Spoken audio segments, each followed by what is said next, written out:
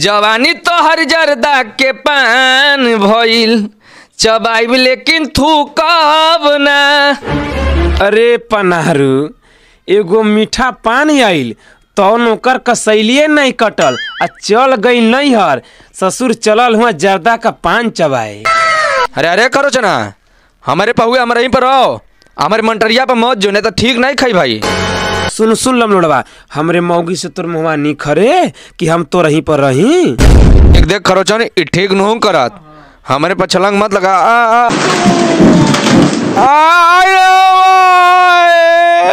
आई करो चला जनवा मरला रे। टेलुआ अरे टेलुआ आओ रे पनरुआ पनारा में पसर गईला उठाओ रे। आई ओ मैया कहो खनोचन मैया संचा हमसे चना तक निशाना गया। अरे टेलू इतना जल्दी साला जाई एकरे में पापी परान समायल ह। इस सरवा यमराजो से लड़के चले आई। अच्छा चल उठाओ पहले नहीं तो सरवा सच्चों में चल जाई।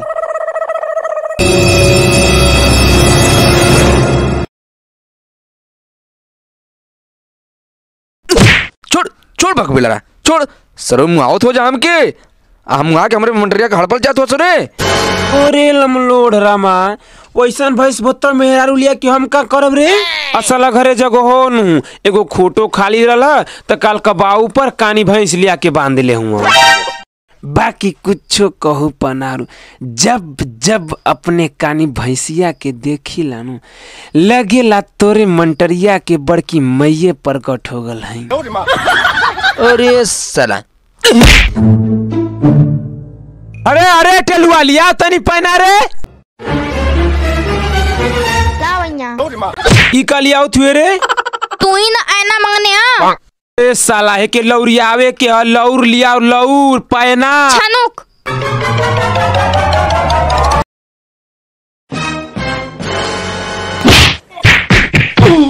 अने तू इधर का आओ तू है उधर मान हम इधर कान काटब। ससुर लोग जान दो जाने मार हो जा हमें तुम्हारे मंटरिया के हम मंटरिया तेरे 14 को लड़का दिवाई ना तो हम साला तुम बताए साला तोहन के जमाने में तिल चट्टा चटिया।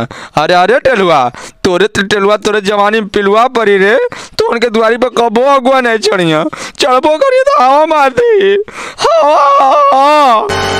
अरे भैया ई तो साला गड़िया मत हो मान मान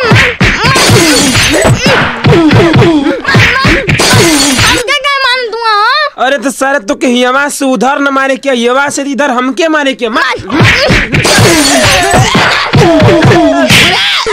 नमस्कार प्रणाम हम किशन राजा हमनी के छोट भाई कल्लू खरवार ई हमनी के छोट चाचा समान राज सिंह कुछ वीडियो में बताओ का भइल बा। जी नमस्कार हम कल्लू खरवार हमनी के काम बार और लोग के हंसावे और बोलावे के जौन बागे हमारे चाचा से कुछ नहीं जाए। जी नमस्कार सही से बोल सही से। जी नमस्कार प्रणाम हम राज सिंह हमनी के चैनल के आगे बढ़ा खातिर सब्सक्राइब करेंगे आप लाइक करेंगे कमेंट में हम लोग का वीडियो जैसा लगा कमेंट जरूर करेंगे। जय हिंद जय जवान जय किसान जय बिहार।